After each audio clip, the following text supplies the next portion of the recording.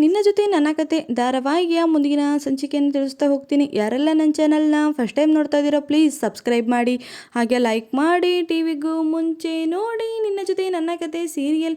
ಹಾಗೆ ಇವತ್ತಿನ ಸಂಚಿಕೆಯಲ್ಲಿ ಏನಾಗುತ್ತೆ ಅಂತ ತಿಳಿಸ್ತಾ ಹೋಗ್ತೀನಿ. ಹಾಗೆ ಇಲ್ಲಿ ನಿಂಗವ್ವ ನೋಡಿದ್ರೆ ಮನೆಗೆ ಎಂಟ್ರಿ ಕೊಟ್ಟಿರ್ತಾಳೆ. ಇಲ್ಲಿ ಸಂಗೀತನ ನೋಡೋ ನೆಪದಲ್ಲಿ ಬಂದಿರ್ತಾಳೆ. ಆದರೆ ಅಜಿತನ ಹೆಂಡತಿ ಎಲ್ಲಿ ಅಂತ ಕೇಳಿದಾಗ ಅಜಿತ ಯಾರನ್ನ ಕರ್ಕೊಂಬಂದು ನಿಂಗವ್ವನ ಮುಂದೆ ನಿಲ್ಲಿಸ್ತಾನೆ. ಬನ್ನಿ ತಿಳಿಸ್ತಾ ಹೋಗ್ತೀನಿ. ಹಾಗೆ ಇಲ್ಲಿ ನಿಂಗವ್ವ ಮನೆ ಬರ್ತಿದ್ದಂಗೆ ಮನೆಯವರು ಎಲ್ಲರಿಗೂ ಒಂದೊಂದು ಕ್ವಶನ್ನ ಕೇಳ್ತಿರ್ತಾಳೆ. ಅವಾಗ ಸರ್ ಎಲ್ಲರೂ ಇಲ್ಲೇ ಇದ್ದೀರಾ? ಏ ಅಜಿತಾ, ಈ ಮನೆಯವರೆಲ್ಲ ಇಲ್ಲೇ ಸೇರ್ಕೊಂಡಾಗ ನಿನ್ನ ಹೆಂಡತಿ ಏನು ಮಾಡ್ತಿದ್ದಾಳೋ, ಹೋಗೋ ನಿನ್ನ ಹೆಂಡತಿ ನಾನು ನೋಡಿಲ್ಲ, ಹೋಗಿ ಫಸ್ಟು ನಿನ್ನ ಹೆಂಡತಿನ ಕರ್ಕೊಂಬಾ ಅಂತಂದ್ಬಿಟ್ಟು ಇಲ್ಲಿ ನಿಂಗವ್ವ ಅಜಿತಿಗೆ ಹೇಳ್ತಾಳೆ. ಅವಾಗ ಅಜಿತ ಏನು ಮಾಡಬೇಕು ಅಂತ ಗೊತ್ತಲ್ಲ. ಓ ಹೌದಲ್ಲ, ನನ್ನ ಹೆಂಡತಿ ಕರ್ಕೊಂಬರ್ಬೇಕು, ಒಂದು ನಿಮಿಷ ನನ್ನ ಹೆಂಡತಿನ ಕರ್ಕೊಂಬರ್ತೀನಿ ಅಂತ ಅಂದ್ಬಿಟ್ಟು ರೂಮಿಗೆ ಹೋಗ್ತಾನೆ.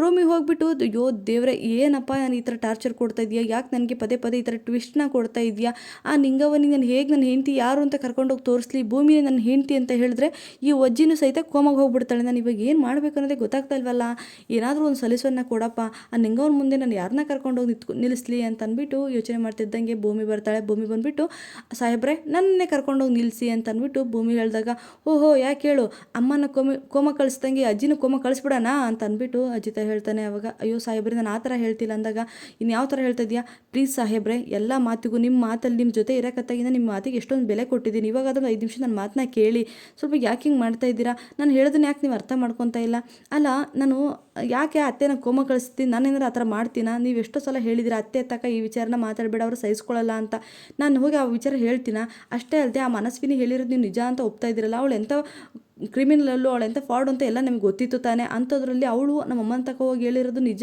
ಇವಳೇ ಹೇಳಿರೋದು ಭೂಮಿ ಹೇಳಿಂದ ಅಂತ ಅಂದ್ಬಿಟ್ಟು ನೀವು ಯಾಕೆ ತಪ್ಪಾಗಿ ತಿಳ್ಕೊಂಡಿದ್ದೀರಾ, ನಾನು ಆ ಥರ ಮಾಡೇ ಇಲ್ಲ ಅಂತಂದ್ಬಿಟ್ಟು ಹೇಳ್ತಾರೆ.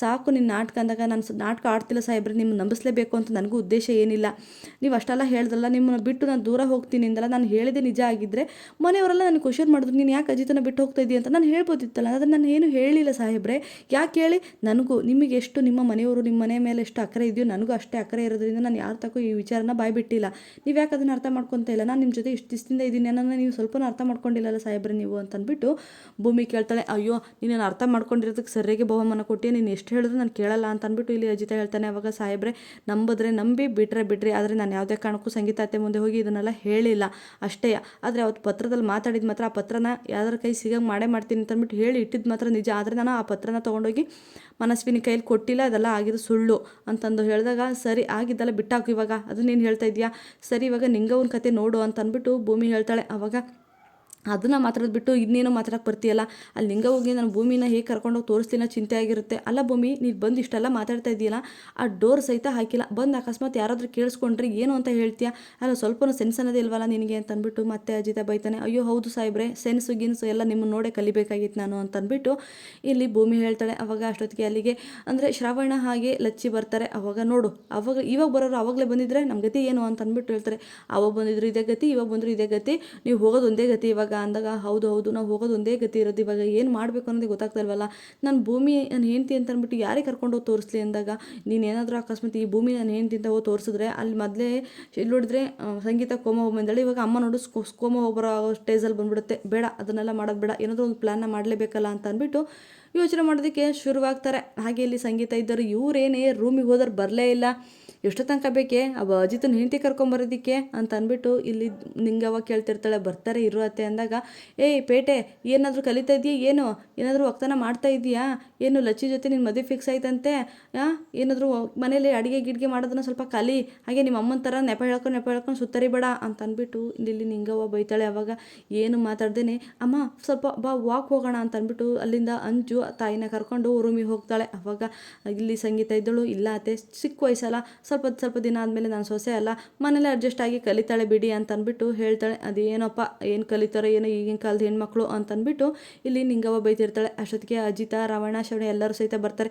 ಏಯ್ ಏನ್ರೋ ನೀವು ಮಾತ್ರ ಬಂದಿದ್ದೀರಾ, ಅವಳು ಇಲ್ಲಿ ನಿನ್ನ ಹೆಂಡತಿ ಎಲ್ಲೋ ಅಂತ ಅಂದ್ಬಿಟ್ಟು ಇಲ್ಲಿ ನಿಂಗವ್ವ ಕೇಳ್ತಾಳೆ. ಅಯ್ಯೋ ಇರು ಅಜ್ಜಿ, ಕರ್ಕೊಂಬಂದಿದ್ದೀನಿ, ನನ್ನ ಹೆಂಡತಿಗೆ ಸ್ವಲ್ಪ ಮುಂಗೋಪ ಜಾಸ್ತಿ ಅಂದರೆ ನಾಚಿಕೆ ಜಾಸ್ತಿ, ಅದಕ್ಕೋಸ್ಕರ ಅವಳು ಸ್ವಲ್ಪ ನಯ ನಾಜುಕ್ಕು ಅಂತ ಅಂದ್ಬಿಟ್ಟು ಹೇಳ್ತಾಳೆ.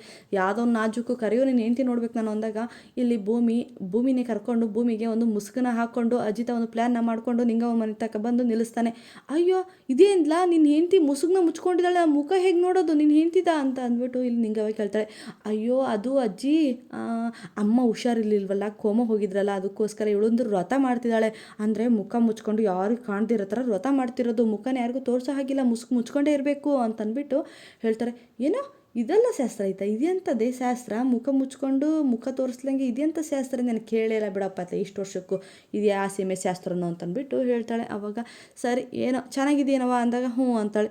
ಸರಿ ಏನವ ಮತ್ತೆ ಅಂತ ಮಾತಾಡ್ಸಿದ್ರು. ಇಲ್ಲಿ ಭೂಮಿ ಏನು ಮಾತಾಡ್ತಾನೆ, ತಲೆನ ಹಿಂಗೆ ಅಂತಿರ್ತಾನೆ. ಅವಾಗ ಇದೇನೋ ಮುಕ್ಕು ಬಸವಣ್ಣನಂಗೆ ತಲೆನ ಹಿಂಗೆ ಅಂತಿದ್ದಾಳೆ, ಏನೋ ಅವಳು ಏನು ಮಾತಾಡಲ್ವೇನೋ ಅಂದಾಗ, ಅಯ್ಯೋ ಅಜ್ಜಿ ನಿಮಗೆ ಗೊತ್ತಿಲ್ವಾ ಅವಳು ಮೌನ ವ್ರತನೂ ಮಾಡ್ತಿದ್ದಾಳೆ ಅಂತ ಅಂದ್ಬಿಟ್ಟು ಅಜಿತ ಹೇಳ್ತಾನೆ.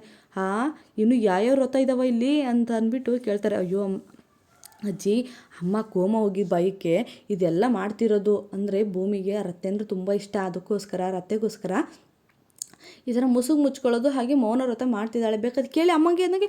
ಹೌದು ಅತ್ತೆ ನನಗೋಸ್ಕರ ಇದೆಲ್ಲ ಮಾಡ್ತಾಳೆ, ನನ್ನ ಭೂಮಿ ನನ್ನ ಮುದ್ದಾ ಸೊಸೆ, ನನ್ನ ಬಂಗಾರ ಸೊಸೆ ಇದು ಅಂತ ಅಂದ್ಬಿಟ್ಟು ಸಂಗೀತ ಹೇಳ್ತಾಳೆ. ಏನಪ್ಪ ಇಂಥ ಸೊಸೆ ಪಡೆದಕ್ಕೆ ಪುಣ್ಯ ಮಾಡಿದ್ಯಾ ಬಿಡತ್ಲ ಹೋಗಲಿ ಅಂದಾಗ ಅಷ್ಟೊತ್ತಿಗೆ ತನ್ನ ಅಜ್ಜಿ ಅಂದರೆ ಇಲ್ಲಿ ಇನ್ನೊಂದು ಅಂದರೆ ದೇವಯಾನಿ ಅಮ್ಮನಿಗೆ ಕೇಳ್ತಾಳೆ. ಅಲ್ಲ ಕಣೆ ಇದೆಂಥ ಶಾಸ್ತ್ರನೇ ಮುಚ್ಕೊಂಡು ಅಂದಾಗ, ಅಯ್ಯೋ ನಮ್ಮ ಗುರುಗಳು ಕೇಳಿದಾಗ ತನ್ನ ಹಿರೇ ಮಗ ಅದನ್ನು ಭಿಕ್ಷೆ ಬೇಡಿ ತಾಯಿಯಿಂದ ಅಂದರೆ ಭಿಕ್ಷೆ ಬೇಡಿ ಪ್ರಸಾದ ಮಾಡಿದ್ರೆ ತಾಯಿ ಉಳ್ತಾಳೆ ಅಂದರು. ಹಾಗೆ ಭೂಮಿಗೂ ಸಹಿತ ಮುಸುಗನ ಮುಚ್ಚಿಬಿಟ್ಟು ಮೌನ ವ್ರತ ಮಾಡಿದ್ರೆ ಅವಳಿಗೂ ಸಹಿತ ಅಂದರೆ ಆ ತಾಯಿ ಬದುಕ್ತಾರೆ ಅಂತ ಹೇಳಿದ್ದಕ್ಕೆ ಅವರು ಈ ವ್ರತನ ಮಾಡ್ತಿದ್ದಾರೆ ಅಂತ ಹೇಳ್ಬಿಟ್ಟು. ಹೌದಾ ಅಜಿತಾ ನೀನು ಹಾಗಾದರೆ ಭಿಕ್ಷೆ ಬೇಡ್ದೇನೋ ಅಂತ ಅಂದ್ಬಿಟ್ಟು ಇಲ್ಲಿ ನಿಂಗವ್ವ ಕೇಳ್ತಾಳೆ. ಹೌದು ಅಜ್ಜಿ ಅಂದಾಗ ಅಷ್ಟೊತ್ತಿಗೆ ಅಯ್ಯೋ ಆ ರೋಡ್ ಸೈಡ್ ಅಂದರೆ ನೀವು ಪೊಲೀಸ್ ಇನ್ಸ್ಪೆಕ್ಟರ್ ಆಗಿ ರೋಡ್ ಸೈಡಲ್ಲಿ ಕೂತ್ಕೊಂಡು ಭಿಕ್ಷೆ ಬೇಡ್ದ ಅಂತ ಅಂದ್ಬಿಟ್ಟು ಕೇಳಿದಾಗ, ಹೌದು ತನ್ನ ಮಗಗೆ ನಿನ್ನ ತಾಯಿಗೋಸ್ಕರ ಎಷ್ಟೊಂದೆಲ್ಲ ಕಷ್ಟಪಟ್ಟಿದ್ಯಪ್ಪ ಸಂಗೀತ, ಇಂಥ ಮಗನ ಪಡೆಯೋದಕ್ಕೆ ಪುಣ್ಯ ಮಾಡಿದೆಯಾ ಬಿಡೆ.